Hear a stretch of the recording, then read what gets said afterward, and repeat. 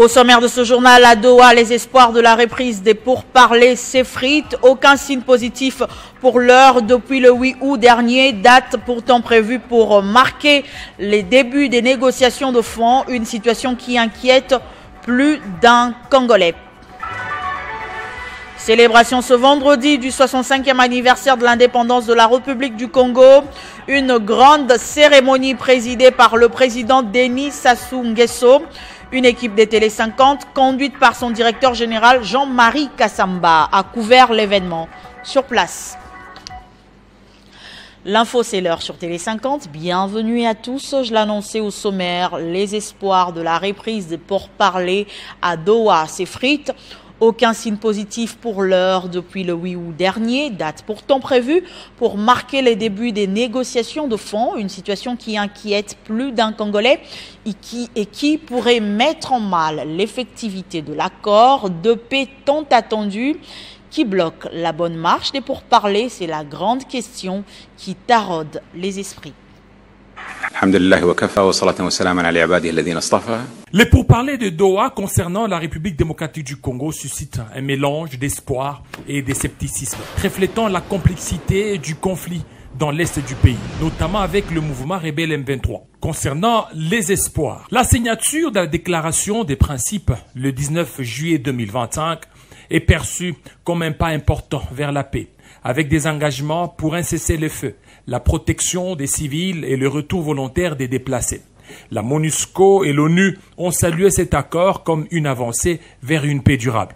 Le rôle du Qatar, soutenu par les États-Unis et l'Union africaine, renforce la crédibilité des pourparlers. La rencontre de mars 2025 a permis de rétablir un dialogue direct entre la RDC et le Rwanda. Un progrès notable après des années de tension. L'accord inclut des mesures comme la création des mécanismes de vérification du cessez-le-feu, la libération des prisonniers sous l'égide du CICR et la restauration de l'autorité gouvernementale dans les zones contrôlées par les M23. Cet accord suscite encore des doutes et défis. Les scepticismes sur la mise en œuvre, malgré les engagements. Des doutes persistent quant à la volonté des parties de respecter l'accord. Des pourparlers prévus pour le 8 août 2025 n'ont pas eu lieu et les combats se sont intensifiés dans certaines zones.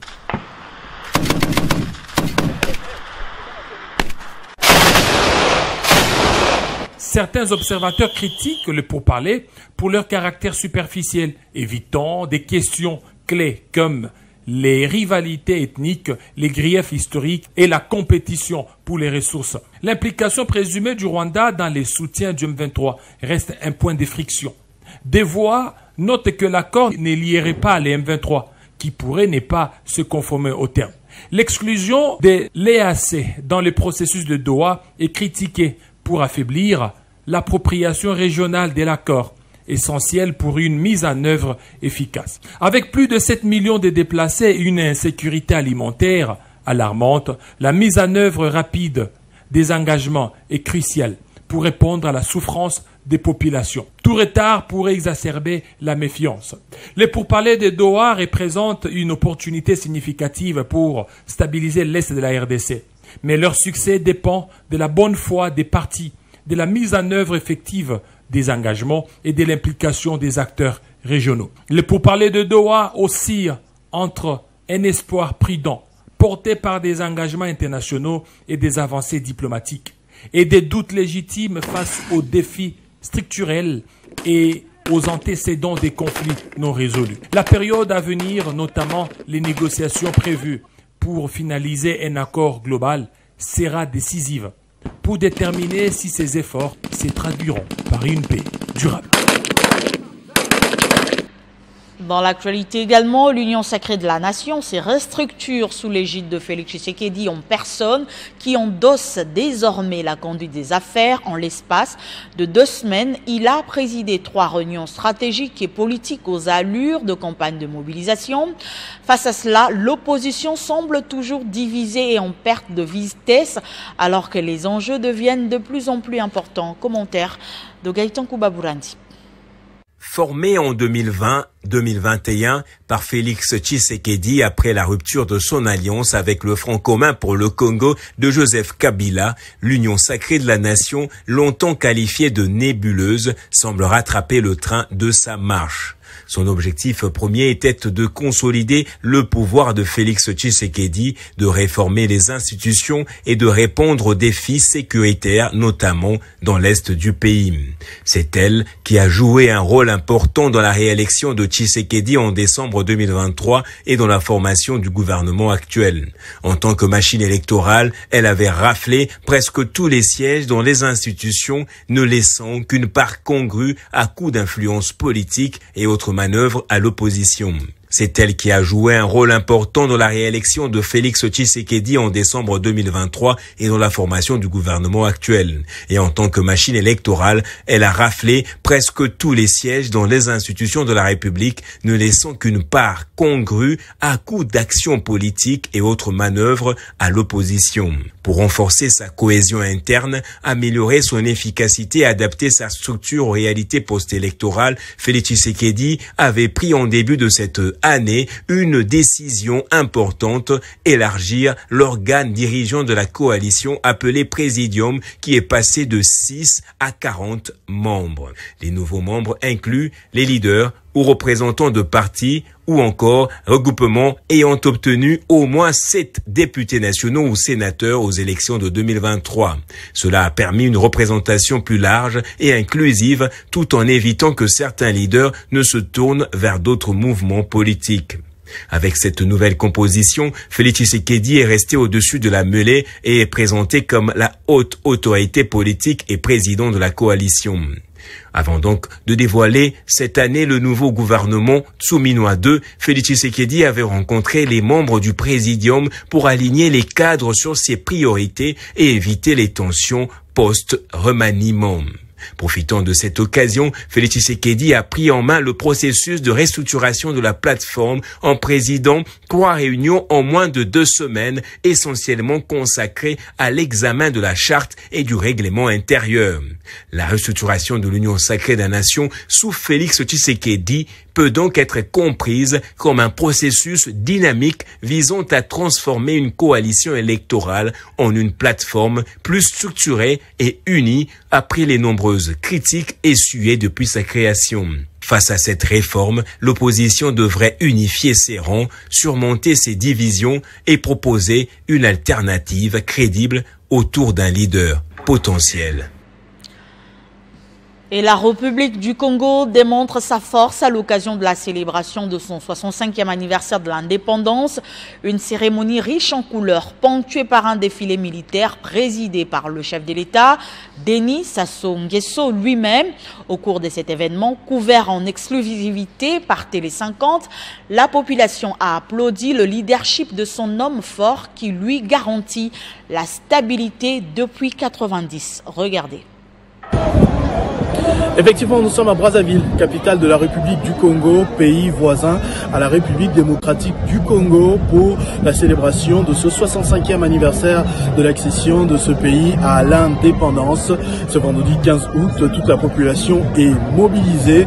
Vous voyez à travers ces images derrière le président, le chef de l'État, Denis Sassou Nguesso, qui prend part à cet impressionnant défilé militaire. Un arsenal est déployé, mais également une communion vive de la population. À travers toute la ville, nous avons vu des affiches qui l'appellent à demeurer à ce statut de stabilité que vit le pays depuis 1990, après de moments difficiles. On a assisté à une relance, que ce soit dans le domaine des infrastructures, de la santé, de l'éducation et même de l'électricité.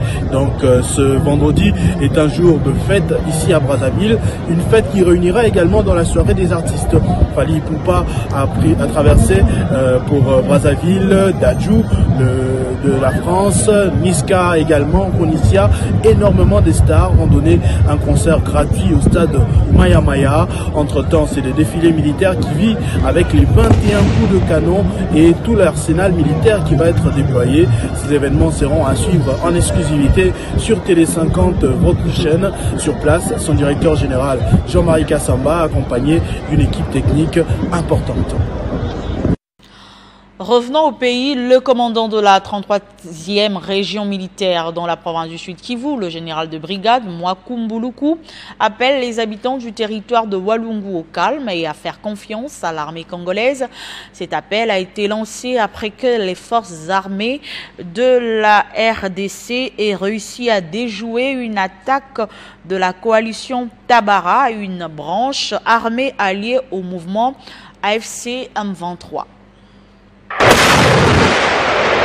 Les forces armées de la République démocratique du Congo ont déjoué mardi dernier une attaque menée par la coalition Twirwaneho Red Tabara alliée à la FC M23 à la hauteur de Nyangezi dans le territoire de Walungu.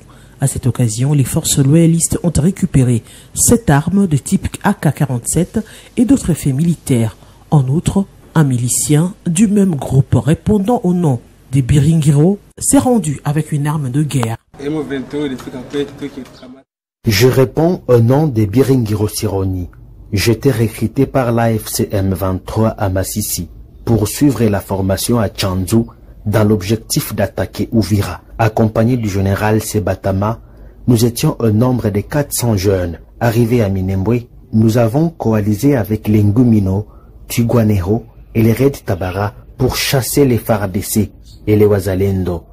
Depuis que je me suis rendu au FARDC, je mange bien et je dors paisiblement. Face à ces attaques récurrentes, le général de brigade Mwakumbuluku Daniel, commandant de la 33e région militaire dans la province du Sud Kivu, appelle la population au calme et à ne pas céder aux discours propagandistes, mais plutôt à continuer à soutenir l'armée congolaise qui est en train de bien se comporter sur différentes lignes de front pour faire face à toute attaque. Après avoir servi dignement la République démocratique du Congo à la tête du ministère des Affaires sociales, Action humanitaire et solidarité nationale, Nathalie Aziza Mounana a cédé le bâton de commandement à Eve Bazaïba dans un climat apaisé. Aziza Mounana juge son bilan positif.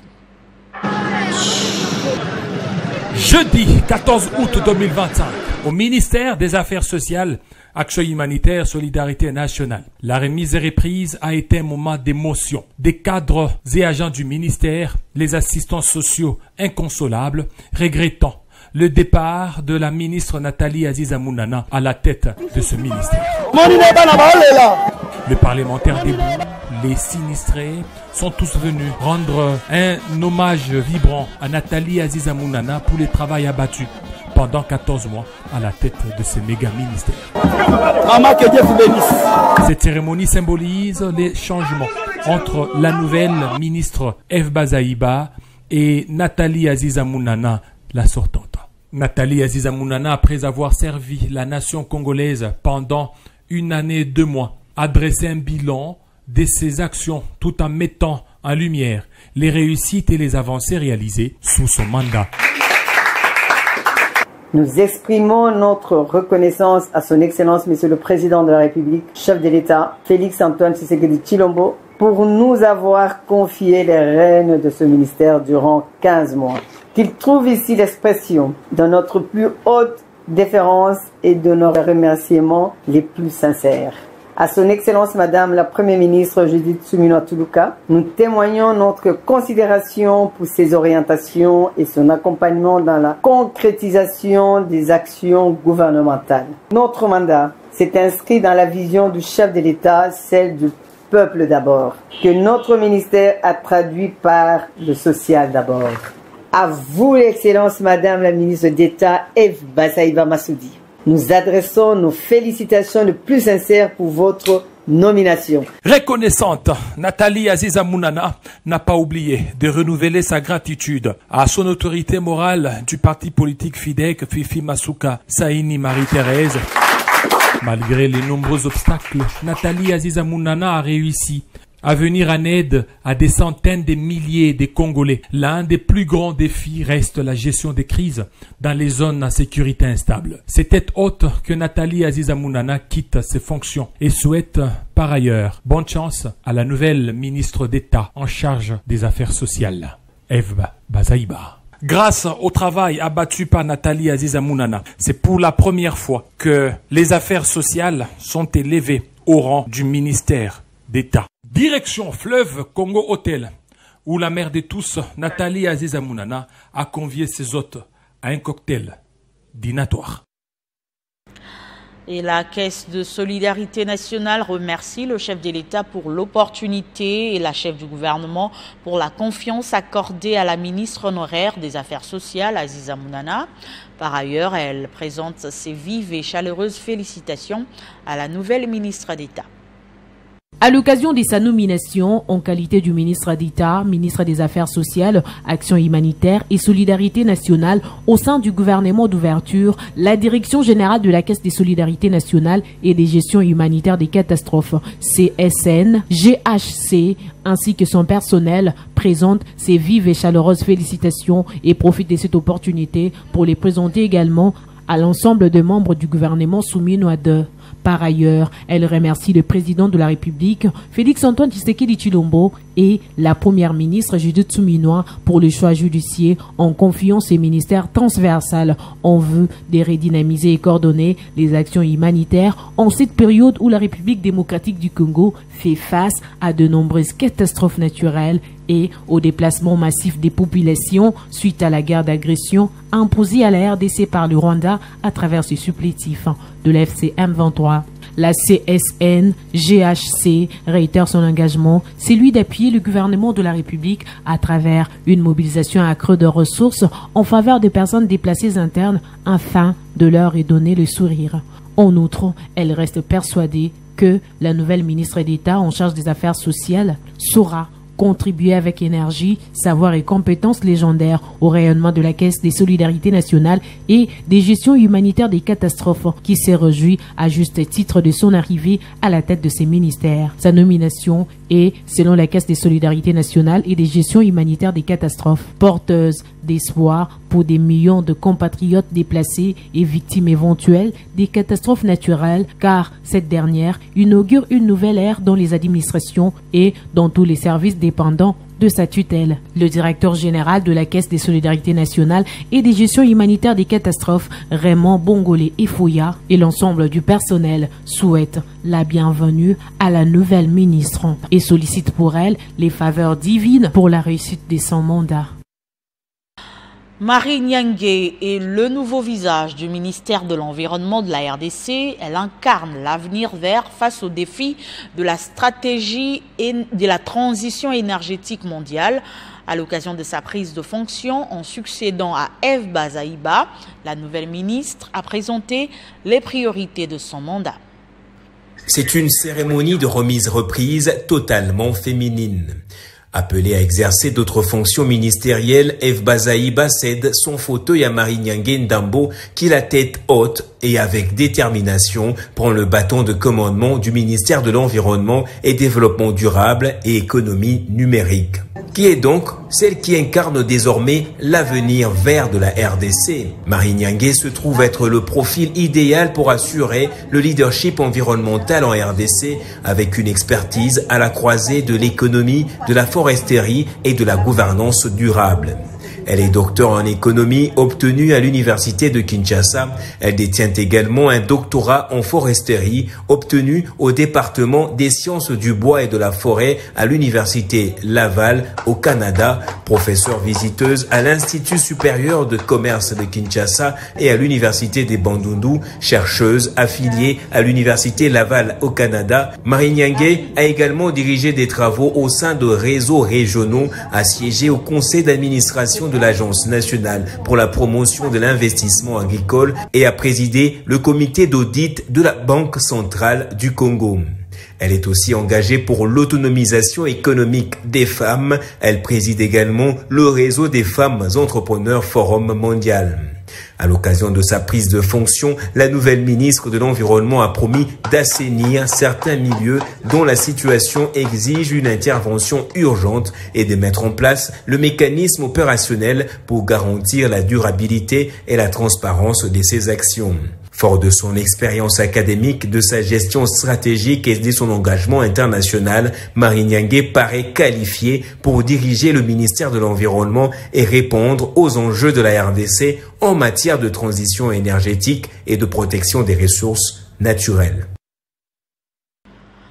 La matérialisation des exportations des produits made in DRC vers la Chine sans paiement de droits de douane projetés dans un bref délai. Le sujet était au centre d'une réunion stratégique ce vendredi à Kinshasa entre le ministre du Commerce extérieur, Julien Paluku Kaongia, et l'ambassadeur chinois en RDC, Zhao Bin. Ce dernier a rassuré à son hôte que l'accord cadre qu'il avait signé en septembre dernier à Belgique avec le ministre chinois du commerce extérieur sera mis en œuvre dans un bref délai.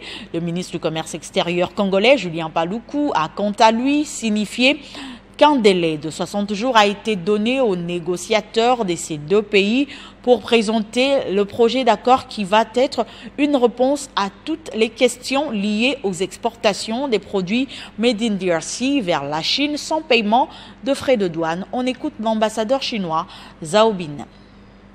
J'ai eu tout à l'heure un entretien court mais fructueux avec M. le ministre du Commerce sur les mesures à prendre dans un proche avenir pour faciliter les échanges commerciaux entre nos deux pays, notamment l'exportation congolaise vers la Chine. Comme vous le savez, nous avons annoncé en septembre dernier l'exemption de tous les tarifs douaniers des produits congolais exportés vers la Chine. Donc les choses qu'on va faire ensemble prochainement, c'est d'ouvrir une négociation pour effectivement mettre en œuvre cet objectif. Et nous souhaitons tous les deux parties que la négociation pourrait s'ouvrir vite et se terminer avec succès dans un plus bref délai. En effet, aujourd'hui, la RDC est le premier partenaire commercial de la Chine, mais la plupart des produits exportés vers la Chine par la République démocratique du Congo est des produits minerais. Donc ce que nous souhaitons, c'est d'ailleurs le souhait aussi des autorités congolaises, c'est quand même de le diversifier cette exportation congolaise vers la Chine et en privilégiant surtout certains produits agricoles. Une note circulaire du ministère du Commerce extérieur est entrée en vigueur en République démocratique du Congo. Elle instaure une nouvelle procédure de contrôle par l'OCC de marchandises à l'importation.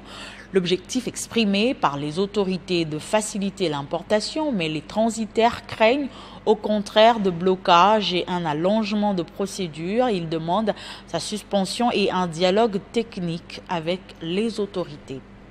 En lisant la note, il y a certains articles qui suscitent quand même des préoccupations de nos membres. En cause, la suppression de l'ARA, l'avis des refus d'attestation, un document qui permettait auparavant de régulariser rapidement des insuffisances administratives.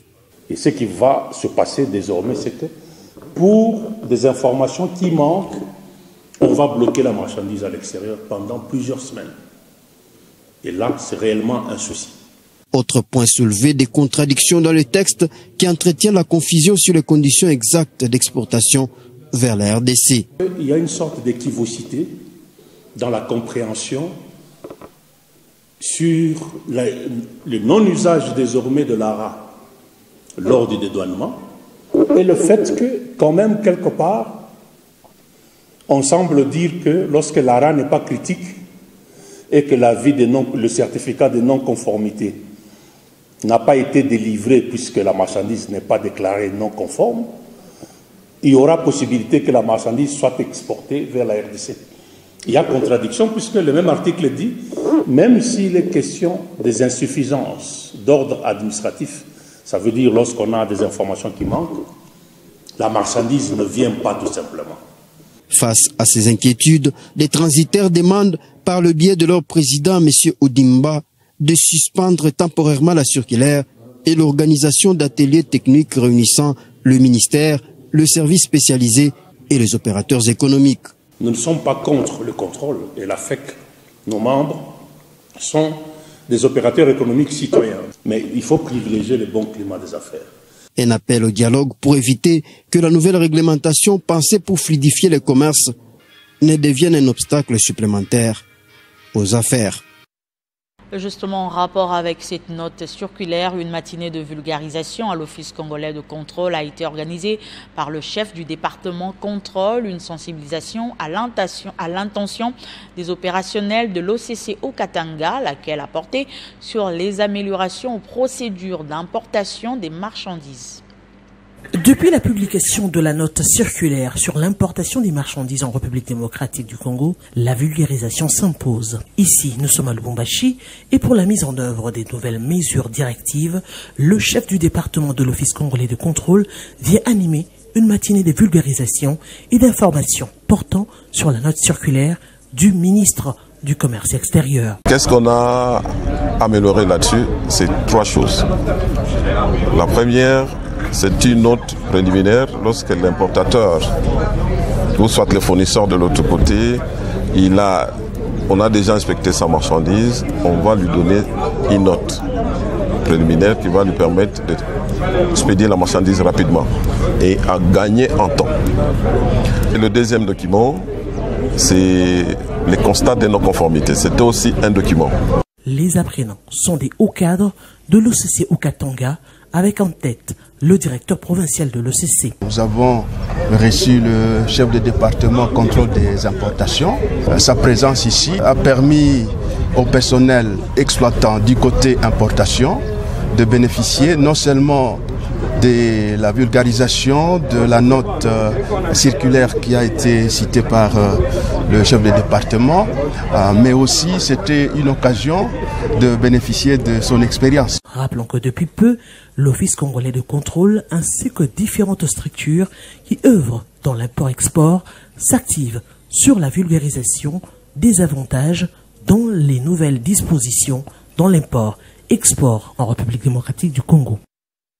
Pendant ce temps, à Kinshasa, on parle d'acquisition de nouveaux matériels des laboratoires. Le directeur général de l'Office congolais de contrôle, le docteur Etienne Chimanga, a fait une descente dans les installations du département contrôle technique à Kingaboua, où il est allé se rendre compte de l'entreposage des équipements de laboratoires de céramique et géotechnique nouvellement acquis par l'Office congolais de contrôle sur fonds propres.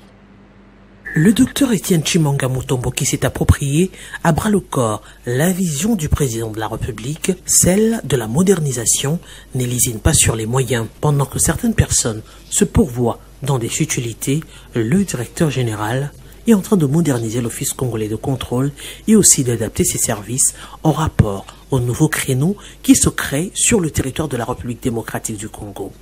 L'installation à Maluku dans la zone économique spéciale de plusieurs entreprises, et notamment les usines de fabrication des carreaux, a poussé la direction générale à acquérir des matériels appropriés pour le contrôle de qualité de ces produits. La descente sur terrain au département contrôle technique lui a permis de voir le cadre où sera aménagé le laboratoire céramique chargé de contrôler la qualité des carreaux qui sont fabriqués à Maluku et ceux en provenance des pays étrangers et celui des géotechniques pour l'étude du sol. Dans sa casquette de médecin, le docteur Etienne Chimanga a profité de l'occasion pour s'assurer des conditions de stockage de ces équipements ultramodernes avant leur utilisation. Après sa prise de fonction comme ministre des ITP le mardi dernier, John Banzalunda est descendu sur terrain le jeudi soir, 48 heures seulement. Il est allé voir, inspecter les travaux de construction de rocade de Kinshasa et ceux de l'avenue du tourisme sous la conduite de son maître d'ouvrage délégué, la CGT. Pour ce premier contact avec le terrain, John Banzalunda, le nouveau ministre des Infrastructures et Travaux Publics, est allé voir les travaux de construction de la rocade de Kinshasa. Sur la rocade sud-est, le directeur général de l'Agence congolaise des grands travaux, son maître d'ouvrage délégué, lui fait un topo de l'ensemble du projet qui couvre 73 km d'une route en 2x2 voies qui ceinture d'un côté la capitale, Kinshasa, Le ministre apprécie les efforts de lutte anti-érosive sur l'avenue Njoko dans la commune de Lantsele avant de poursuivre sur les parcours en traversant la localité Bouma chez Antoine Kizenga, les quartiers Kikimi et Mikondo, dont la route reçoit peu à peu la couche des fondations et ailleurs celle des bases avec l'ancrage de bordures qui présage l'avenue imminente de la couche de roulement. Au PK13 de la rocade sud-ouest du projet, le ministre John Banzalunda a apprécié l'important travail des talutages réalisé qui est aujourd'hui complété par la mise en œuvre de la couche de roulement. Il faut dire ici que la route a été taillée dans plusieurs collines. Il fait son évaluation du projet. Je n'ai pas de temps à perdre au bureau. Je dois être sur terrain, voir ce qui est en train d'être fait, voir comment sa vision sur la reconstruction ou mieux la construction de notre pays est en train de prendre corps. Je vous dis que je suis très satisfait de l'état d'avancement de ces travaux. Et donc ceci démontre que effectivement le président de la République est un véritable bâtisseur puisque avec cette allure nous allons achever et tenir le délai. Avec ce premier contact avec le terrain immédiatement après la remise et reprise, John Banzalunda veut marquer différemment la gestion du secteur des infrastructures. Plus d'action et peu de discours, le ministre a fini sa visite du jour sur le chantier de l'avenue Tourisme dont le bétonnage est réalisé par Grec 9 sous l'encadrement de la direction provinciale de l'ACGT à Kinshasa. Dans le même registre, le ministre des Infrastructures et Travaux publics, John Banza, s'active pour la protection des archives de la CENI, actuellement en danger suite aux eaux qui inondent les installations de la centrale électorale.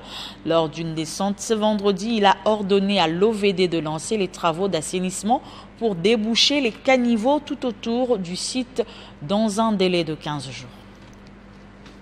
Homme de terrain et infatigable travailleur, le ministre national des Infrastructures et Travaux publics, John Banzalunda, poursuit sans relâche sa mission républicaine. Après une journée marathon d'inspection sur plusieurs chantiers liés aux rocades sud-ouest et sud-est de Kinshasa, il s'est rendu ce vendredi à la Commission électorale nationale indépendante. Alerté par les responsables de la CENI sur les risques d'inondation menaçant ces installations, le ministre a tenu à constater la situation sur place. Le diagnostic est clair. Des caniveaux obstrués par des déchets plastiques tout autour du site, empêchant l'écoulement normal des eaux pluviales. Face à l'urgence, John Banza a ordonné aux responsables de l'Office des voiries et drainages de lancer, dans un délai maximum de 15 jours, des travaux d'assainissement afin de protéger non seulement les infrastructures, mais aussi les précieuses archives électorales. Il y a un problème de bouchage des caniveaux. Les caniveaux sont bouchés et il n'y a pas moyen d'évacuer des eaux. Et donc, ceci influe sur le boulevard. Et même pendant la saison sèche, il y a des eaux qui inondent la CENI. Donc, je suis venu ici constater personnellement ce drame en cours. Et donc, j'ai amené l'OVD avec moi pour que nous puissions prendre des mesures urgentes. Donc à partir d'aujourd'hui, je viens d'instruire l'OVD de commencer maintenant même à travailler et ils ont 15 jours pour terminer ces travaux. Une réactivité saluée par le questeur de la CENI, Agema Tembo, qui a loué le dynamisme du ministre, y voyant la preuve d'un responsable engagé dès le premier jour de son mandat. C'est un signe de satisfaction. Au nom de notre institution et au nom du président que nous représentons ici, nous disons grand merci à son Excellence, Monsieur le ministre des ITPR. Parce que c'est la toute première fois que nous venons de lancer face à lui notre cri d'alarme. Et il n'a pas hésité. Ça n'a pas fait même 48 heures. Il a dit: Monsieur le questeur, je serai là moi-même en personne demain. Chose incroyable. Modernisation des routes, des ponts et des réseaux de transport, actions coordonnées et transparentes, résultats concrets, tels sont les objectifs que s'est fixé John Banzalunda pour faire du secteur des infrastructures un moteur clé du développement économique et social de la RDC. Le ministre des Finances, Doudou Fwamba, a envoyé son émissaire dans la province de la Chopo, Francis Bangala, constater l'état d'avancement de la modernisation de la mosquée centrale de Kisangani. Ces travaux sont effectués sur financement de Doudou Fwamba, selon la vision du chef de l'État, Félix Tshisekedi. Le constat est de l'émissaire du ministre des Finances Doudou Famba Likonde Libotaï, accompagné des imams responsables de cette mosquée. Francis Bangala visite les chantiers. Les travaux de la modernisation de la mosquée centrale de Kisangani, financés par le ministre des Finances Doudou Famba Likonde Libotaï, sous l'impulsion directe du chef de l'État Félix Antoine Tshisekedi Tshilombo, vont bon train. Pour l'émissaire, le chantier est au niveau de la toiture, à la grande satisfaction de l'imam provincial, Sheikh Hassan Kabongo. Tunafurahi kwa mheshimiwa bwana rais Felix Tshisekedi Tshilombo amemrudisha tena mtoto wa jimbo letu la Chopo, son excellence mheshimiwa bwana Doudou Famba, ministre wa finance.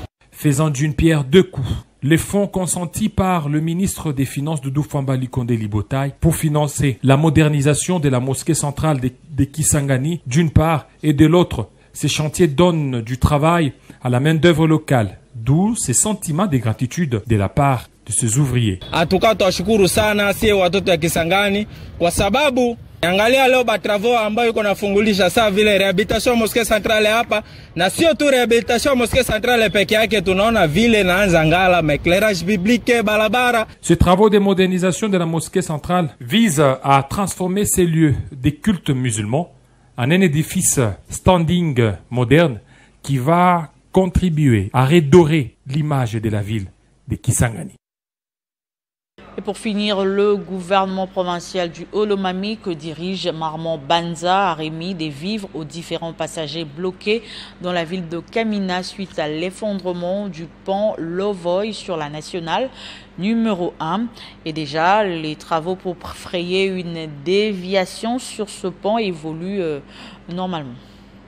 Touché par les conditions de vie des passagers bloqués à Kamina dans le Haut-Lomami, suite à l'effondrement du pont Lovoy, le gouverneur Marmon Banza Molume a été à la rescousse de ces derniers en leur donnant des vivres en attendant la fin des travaux d'une déviation sur le pont Lovoy. Accompagné de certains membres de son gouvernement ainsi que les membres du conseil de sécurité, le gouverneur a commencé la remise de ces vivres aux passagers se trouvant au niveau du parking. Ces bénéficiaires n'ont pas gardé leur langue.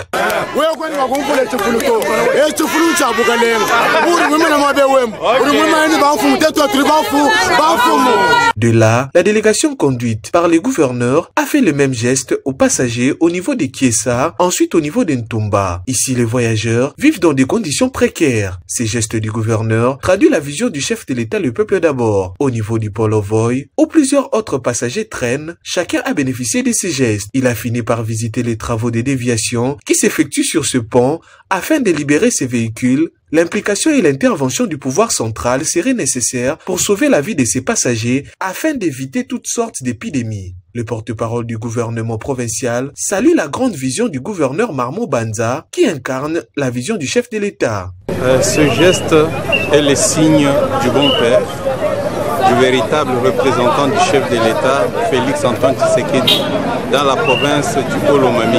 Ainsi, cet acte est salué par tous les bénéficiaires. Ce journal est terminé, place au rappel de titres. À Doha, les espoirs de la reprise de pourparlers s'effritent. Aucun signe positif pour l'heure depuis le 8 août dernier, date pourtant prévue pour marquer les débuts des négociations de fonds. Une situation qui inquiète plus d'un Congolais. Célébration ce vendredi du 65e anniversaire de l'indépendance de la République du Congo. Une grande cérémonie présidée par le président Denis Sassou Nguesso. Une équipe de Télé 50 conduite par son directeur général Jean-Marie Kassamba a couvert l'événement sur place. Merci de votre attention soutenue. Restez fidèles au programme de Télé 50.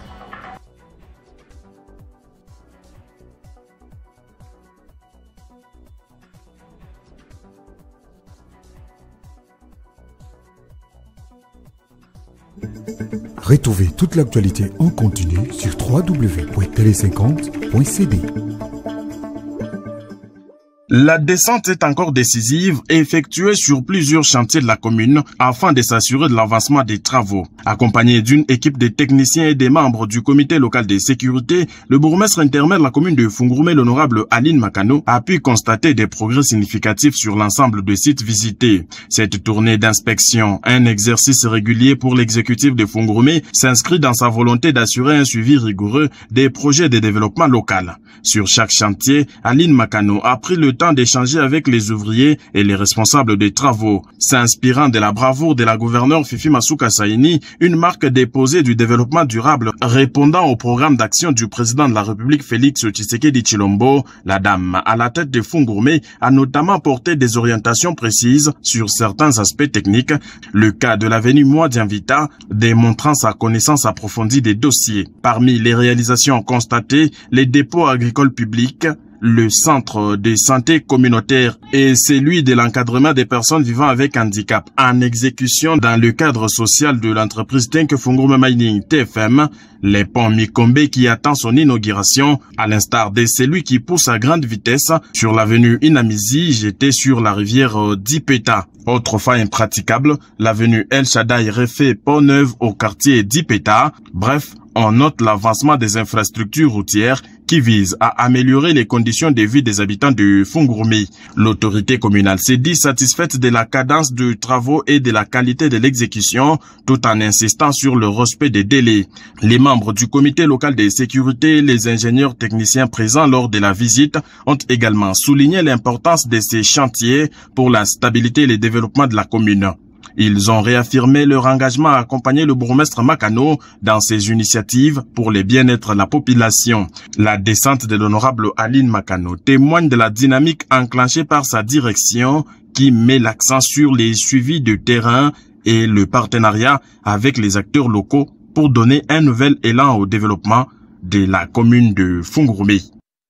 Message de félicitations à son Excellence Julien Paluku Kaongia, ministre du Commerce extérieur. Excellence Monsieur le Ministre, la Direction générale de l'Office congolais de contrôle OCC ainsi que l'ensemble de son personnel saluent votre reconduction par le Président de la République, son Excellence Félix-Antoine Tshisekedi Tshilombo, chef de l'État aux fonctions de ministre du Commerce extérieur, tutelle de l'Office. Ce gouvernement, dirigé par son Excellence Madame la Première ministre Judith Suminwa Tuluka, réconforte les espoirs des Congolais sur la confiance de voir un Congo plus beau et plus fort qu'avant. Votre engagement a toujours servi le pays et reconnu à travers cette marque de confiance que la haute hiérarchie du pays vous accorde une fois de plus et justifie les avancées significatives enregistrées lors de votre précédent mandat. Nous souhaitons que ce mandat vous soit encore plus fructueux tout en vous rassurant de notre soutien et accompagnement dans la poursuite de vos objectifs.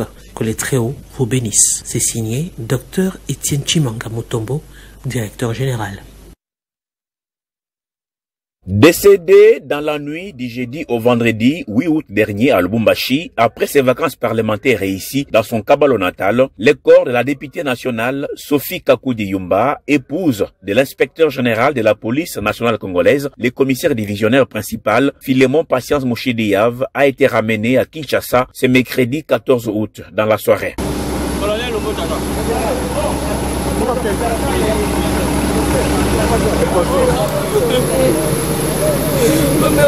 Sur place, le membre de la famille avec en tête son mari, le général Patience, ses camarades du parti dont il était secrétaire général, les agents et cadres de l'inspection générale de la PNC, ses amis et connaissances n'ont pas digéré cette perte brusque de celle qu'ils appelaient affectueusement Mamani Mama. De l'aéroport de Ndili, le cortège a pris le boulevard Lumumba en passant par Triomphal avec comme point de chute la morgue de l'hôpital des Cinquantenaires où le corps a été déposé. Ce jeudi dans la soirée, une messe de recueillement en sa mémoire a été dite à la résidence familiale où le deuil est observé. Élu député national et provincial dans la circonscription de Kabalo dans la province du Tanganyika aux élections de 2023, Sophie Kakudi était une femme de cœur et très engagée dans le développement de sa province. En attendant le programme des obsèques, le deuil est observé au numéro 24 de l'avenue Kitona dans la commune de Lemba, quartier Rigini.